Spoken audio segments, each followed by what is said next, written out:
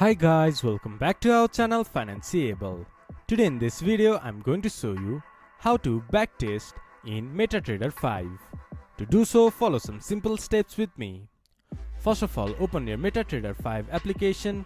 Then this type of interface will appear in your screen once you have logged into your account. Then from the top menu bar you can see View. Click on it.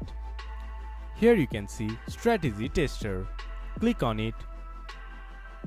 And from Overview you can select any of the. From here you can select any one. Fill in your details and click to start. And your backtest will be started. This is how you can backtest in MetaTrader 5. This much for today's video. If you guys find our video helpful, please leave a like and comment. And do not forget to subscribe our channel and hit the bell icon.